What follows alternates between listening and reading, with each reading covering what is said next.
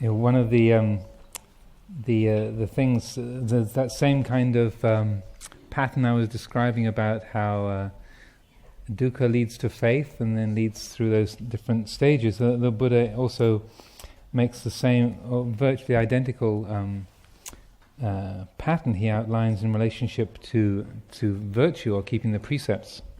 And this is the sutta that's mostly known as liberation is a natural process. It says, Bhikkhus, it is in accordance with nature that for one who is virtuous and follows the moral discipline, freedom from remorse arises. So there's no need to think, may freedom from remorse arise, because if you are virtuous, then you will have nothing to regret. So there's no need to feel, no need to wish for it to arise. It arises on its own. And then for one who is free from remorse, satisfaction arises. For one who is satisfied, joy arises. For one who is joyous, the body is relaxed. One whose body is relaxed feels happiness. Because the happy person's mind is concentrated. The one who is concentrated understands and sees things as they really are. One who understands and sees things as they really are becomes dispassionate and detached. Because thus it is in accordance with nature that one who is dispassionate and not attached will experience the knowledge and insight of liberation. So that was another of those same renditions of that sequence, and I thought that was it's really in a way pertinent little sort of way of rounding off that theme and seeing how that when we take this quality, this aspect of what we think of as confinement or restraint or restriction or that which sort of is getting in my way, having to keep these rules, or having to deal with this problem. If we just handle it in a skillful way, and we find that in the attitude towards it is one of choosing to use that as an encouragement to awaken, then the natural result of that, if it's followed through to its end, is the quality of freedom. So, if there's any particular questions or things that people would like to ask or comments, please, the floor is yours. These days are for you, not for me, so please take advantage of it. Yeah? Amaro, do you think that we consciously or unconsciously or even subconsciously choose to make situations happen because at some level we need to learn from them? Old age, sickness and death, that's all going to happen anyway. Well, I've never felt quite comfortable with this sort of the idea of the gods of karma sitting down in the war room saying, well, what she really needs, she's got this kind of jealous streak. So when she's about 18, we need to kind of get, and that or that you say, well, you're sitting down to design your life beforehand. I never felt that was anywhere remotely near the Buddhist teaching, and it's more. I think it's a lot more complicated and organic than that, just in terms of the way karma operates. That we experience certain preferences, dispositions, because of the times that we're born in, the family we're born into, our own experiences of a lifetime, the different events, things that just being born as a human being in a particular age, that they all play into our experience. And then, rather than sort of the idea of I'm choosing a lesson I need to learn, sitting down with the gods and goddesses of karma to decide my program for this lifetime. There's a certain number of New Age and Old Age literature that talks about things in that way. I personally don't feel it works that way at all. It's much more circumstantial, and that because of the flow of our life, we're going to continually meet with lessons that we need to learn, because they're the natural result, or they are friction points, because they say we have a tendency towards jealousy or towards fear. Then, when there is something that's frightening or something that makes jealousy arise, then that's a flashpoint. And so, if we don't understand it, we create more karma around it. Either pushing it away and avoiding it, or buying into it and following along with it. And so it can seem like it's sort of maybe tailor-made for us. But I would say it's just more just the way that nature's working. And that just as the famous quotation, I think, from George Santayana, those who do not learn from the past are condemned to repeat it. And that's a very helpful little synopsis of karma. And that it's really useful to understand that Buddha Dhamma is not a fatalistic teaching. It's not deterministic. And even though we might feel that some situation is absolutely rigged for us, often it's just the flow of events, and that something has just turned up in a particular way it's particularly challenging or particularly useful for us to learn. And sometimes we can feel that there are there are controlling forces that are putting things in front of us. There's one particularly paranoid monk who was sure that Ajahn Chah was setting up the entire monastery in order to teach him lessons. He thought it was kind of setting things up so that there would only be 8 rice cakes on the plate, and he was the 9th monk, and that he would always be missing out, or he would always be left behind, or he was always being chosen to be given particularly testing treatment. And so, being a Westerner and being very forthright, he actually went and asked Ajahn Chah one day. He said, "Lumpur, are you actually rigging this? Are you making this stuff happen?" And he said, No, it's just sometimes there's only 8 rice cakes, and sometimes you just happen to be the 9th monk. I'm not sitting behind my kuti plotting with the other Ajahns. Don't worry. So if you think that's happening, then that's your issue. But I promise you, it's not. That's sort of external. In that sort of example, the monk and the rice cakes. Do you think that say he would, at some level, be setting up a situation because he needed to learn about being the 9th in line? I wouldn't say it's anything unconscious or anything remotely deliberate. It's just I wouldn't make it in terms of a personal choice. It's just the flow of cause and effect, and then what makes it noticeable is the fact that we need to learn lessons about it. That's what I'm trying to say, is that why it stands out is because you've got this issue about always being left out. And so that somebody else who hasn't got that problem say, oh, okay, they wouldn't even notice that it hasn't crossed their mind, because they are maybe they have other preoccupations. Maybe they're obsessed with robe colour, thinking, I haven't got it right, I've got to dye my robes again today, or maybe they're or just busy trying to learn the chanting and they haven't even noticed what's going in their bowl, in that particular little narrow field. But because we've got a certain attachment, then those things are highlighted, and so we notice them because of the karma we've created around it. Like they say, when a pickpocket meets a saint, all they see are pockets.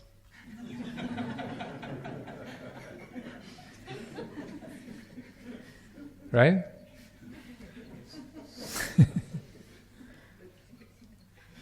So, any other? Yes, there's a hand at the back there. I'll stand up because I'm sort of out. Today's topic is a very difficult point for me on Buddhism, and it's this fact that human beings, is natural selection. Our natural instinct is to be top dog and to crush people. Buddhism teaches the direct opposite of that. When somebody nicks your hedge trimmers, it's okay to say things go, but your hedge is going to be 10 foot tall. It causes people pain. If you're too weak, the strong can always crush you. You see it with big industries, you see it with governments and things like that. If you just stand back and say, I'll accept it, people get crushed. I think as human beings we have to stand up sometimes for what we believe in. Maybe not a bit violently, but we have to say, I don't agree with you. For sure, yeah. it's important to, and it's a point I try and make over and over, is that letting go or non-attachment doesn't mean passivity. And sometimes the teaching can come across in such a way as it means when we let go or we observe the way things are, it can imply that therefore you're doing nothing. And we got the police round. We got someone who saw the guys breaking in. The police interviewed them. They were taking down details, and we're not just letting stuff roll over us. So. Because your own initiative is also part of the way things are. Your own standing up and saying, "Hey, wait a minute, that's not right," is also part of the way things are. It's not that our quality of harmonizing with the present moment is making us take a false, falsely abstract and disengaged quality. So that's why I don't like to talk about non-attachment so much as unentangled participation. That's my mot du jour, my kind of word du jour, or phrase du jour, is unentangled participating. Because there's so much of use of those kind of words, like non-attachment, being the observer, being the watcher, being the one who knows. And they have a validity, but it can hint or can steer you towards a sort of, well, therefore I shouldn't do anything, I shouldn't say anything, or I should just be this sort of blob. I should try and be like a closed-circuit TV camera that just records data, feeling, thinking, hearing. But the Buddha was not trying to turn us into video cameras.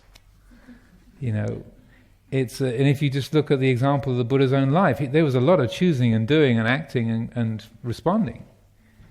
But that's coming from a place of attunement to the way things are, rather than reacting. And in terms of the top dog, we do have those instincts in our life, and it's true that the Buddha's teaching is encouraging us to go against that. But it's important we recognize those instincts and the life that we're a part of. And by looking at them and understanding them, that when we need to be the top dog, we can be the top dog. Like, I've been invited to come to England to be the top dog at Amaravati. Not my choice. And I'll do the appropriate barking, as the needs and the times dictate. And there'll be a time when I'm the old dog, and my teeth have fallen out, and I'm drooling down my robe, and it'll be definitely past time for me to to let another dog take over, for things to be different. So, and the Buddha was very much the top dog in the Sangha when he was alive, but he knew that it's not a matter of identifying with a role or pushing away the roles, but understanding how those roles work, and that when it's time to stand up and say something and do something and take action, we do that. But also, when it's time to be still and say nothing and be quiet and just leave things be, we can do that. We don't always have to be top dog. Otherwise, we're creating the seeds of disharmony, discontent in ourselves and in the people around us. So we use the different roles and different, say, aspects of our life. Like say with your family, you play one role. In your workplace, you play another role. In the monastery, you play another role. And it's, I think, like last week, I was talking about this in terms of putting on the mask and taking it off. You take on a different persona for a different situation.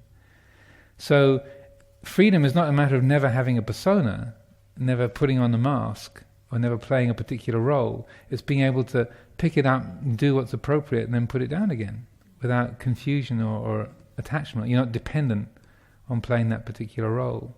And so when you need to be strong and to lead, then you can do that. When you need to be quiet and to follow behind, you can do that. So to me, that adaptability is in a way one of the most precious, important skills that we can use Buddhist practice for.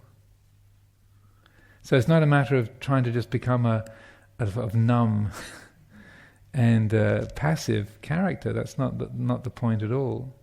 It's learning to respond to situations as the need requires and is appropriate.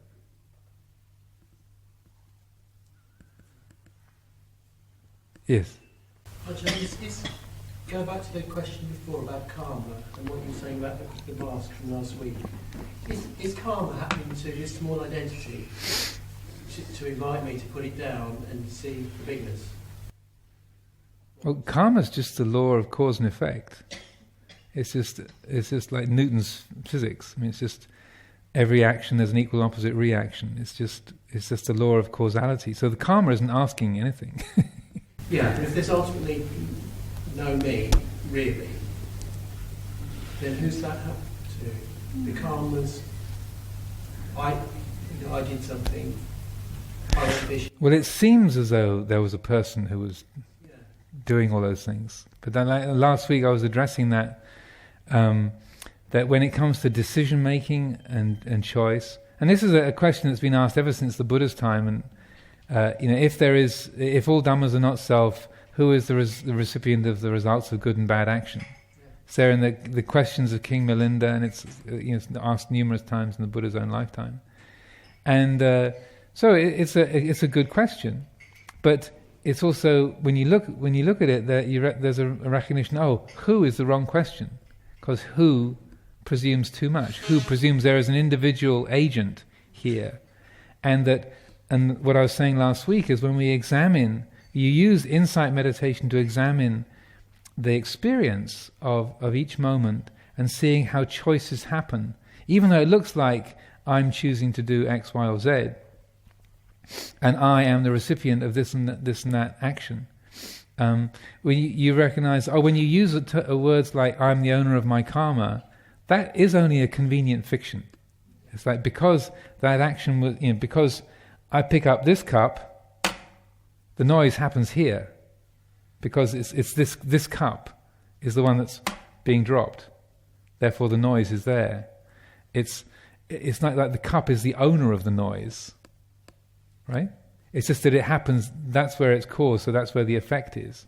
So you can say that's a person in a conventional speech, and your name is John, and my name is Amaro, and this is Amaravati, and we give things names, but we designate those things into existence. On their own, they don't have a name, but for convenience, we give things names, and so we say this particular focus of activity and experience is called me. But me is the recipient of the non-doership of what's locally known as me. Because it's caused here, then the effect is felt here. Yeah. Don't think about it too much. This is why part of the Buddha's genius. Part of the Buddha's genius is, when particularly with these sort of intricate philosophical questions, he'd say, "I teach one thing: suffering and the ending of suffering." So dukkha, the feeling of suffering, that's in a way that's the key. That's the principal meditation object. So that you could spend a lifetime trying to write equations for the way that all the instruments in the orchestra make the sounds that they do, to describe the vibration in the kettle drums and the textures of the movement of the brass in the trombones, and you could never do it in a single lifetime.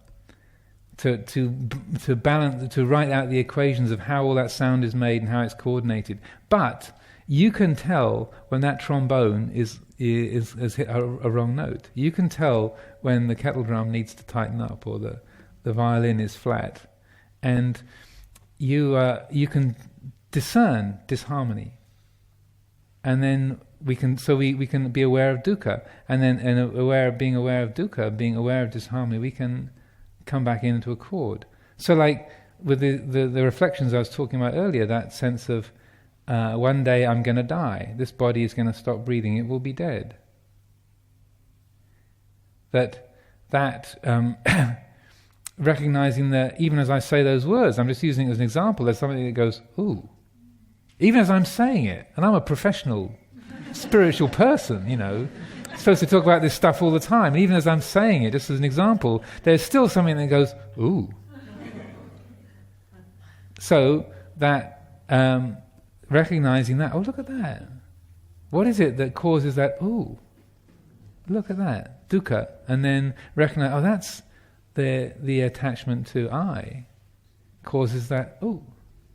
And then in recognizing it, then there's a letting go. So that things can come back into alignment, recognizing there's no thing that's wrong with that. That's part of the natural order. And seeing that orderliness, the Dhamma niyamata, the orderliness of nature, is what really frees us. Yes, by the server there. Yes. Amaro, is it a coincidence that your name is part of Amaravati?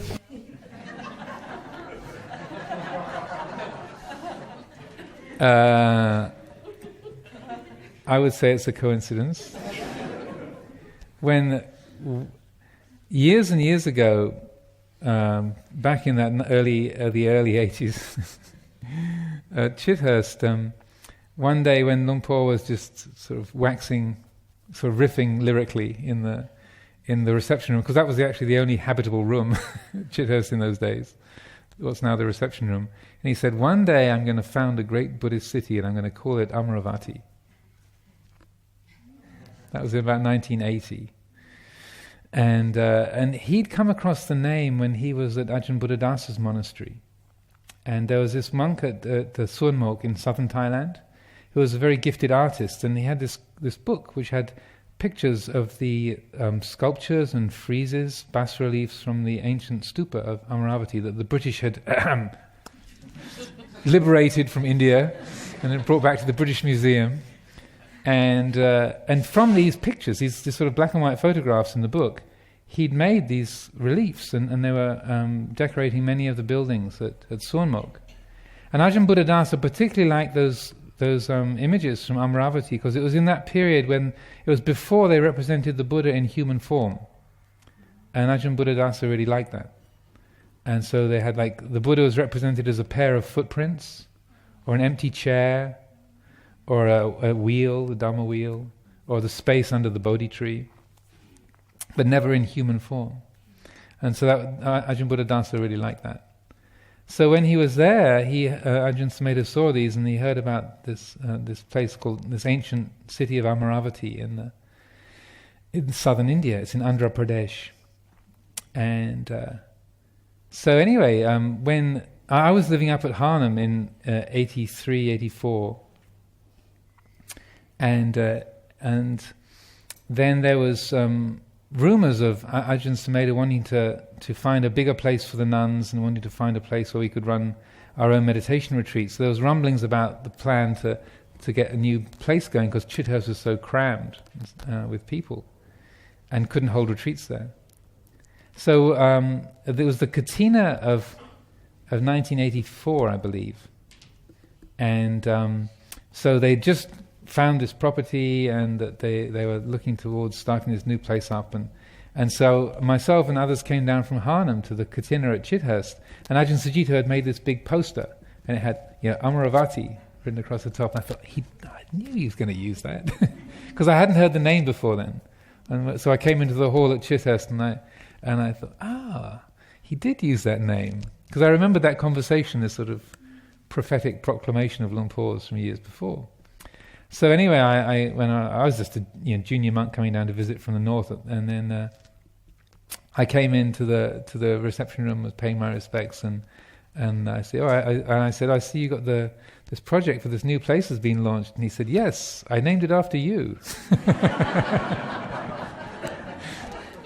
He was joking, but anyway, an interesting twist to the story is that. During the time I was up at Harnham, I would do readings out of this book of the stories of the life of the Buddha. And this was the collection put together by Bhikkhu Kantipalo, and it's called The Splendor of Enlightenment. It's got a bright yellow cover.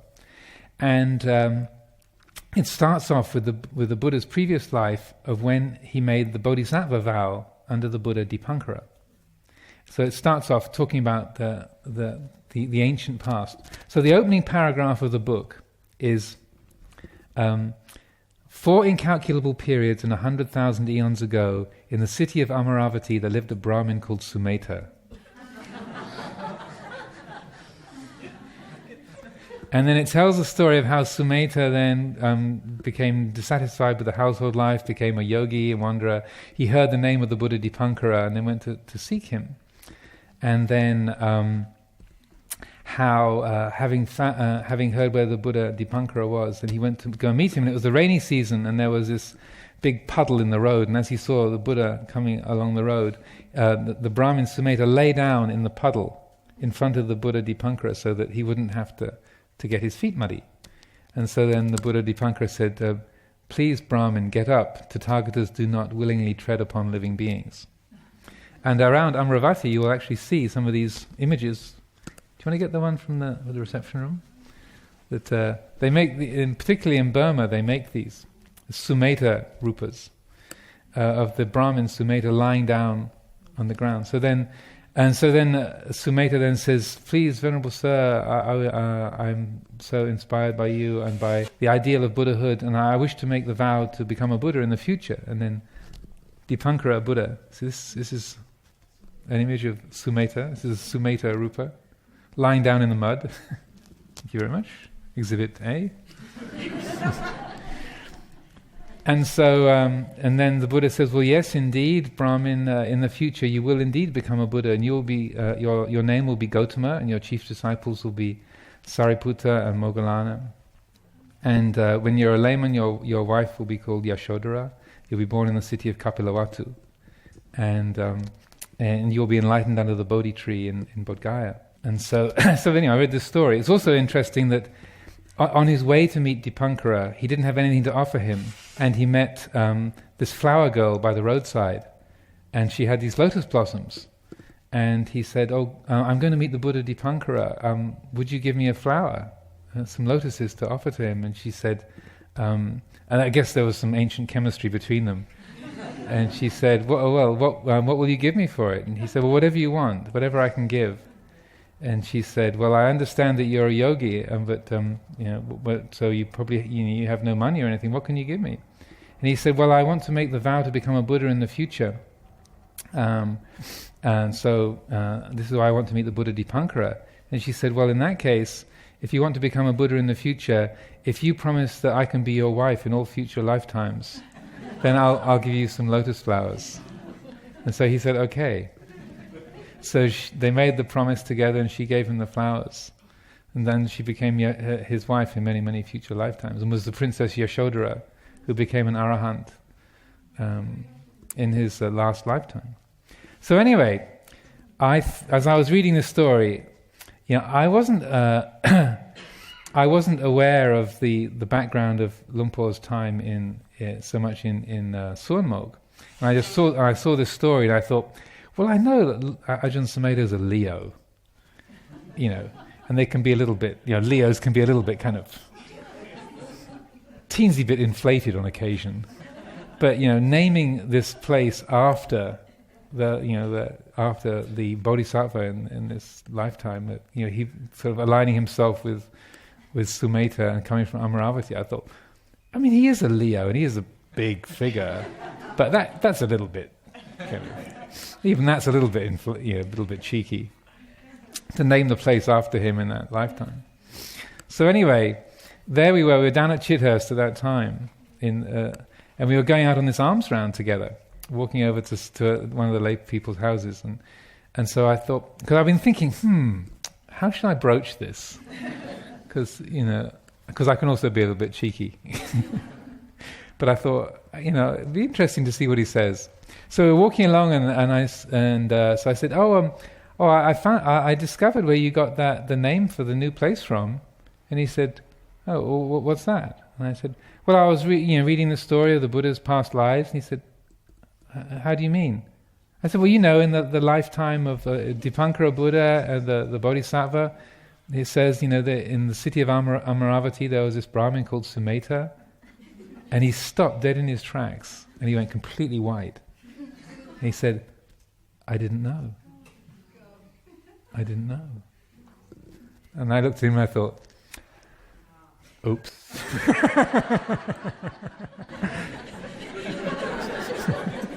Sorry, it was me that was inflated, not you, you know. So it's an interesting little history there. That's the longer Amaravati Sutta.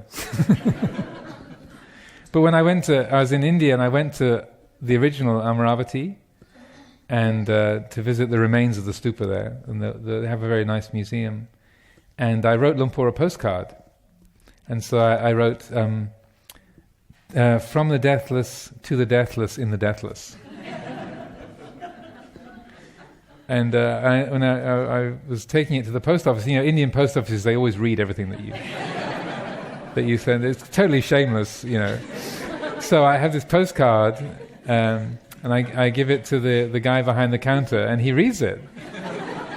And he says, "Oh, Amaravati Buddhist monastery? There is an Amaravati in England?" And I said, "Yes, I lived there for 10 years." "Oh. And what is this message?" It says, "Well, my name is Amara, and I used to live in Amaravati, and I'm sending the message from Amaravati in India." And he looked at it and went, "Oh, very good." And you could tell it really made his day. It's like, but it was too sweet the opportunity to miss out on. Well, on that note, I see the clock has wound its way round to 4, so we'll call it to a close there. Next week, Lumpur should be back in this seat, so I'll take my leave for a little while, and have a good day.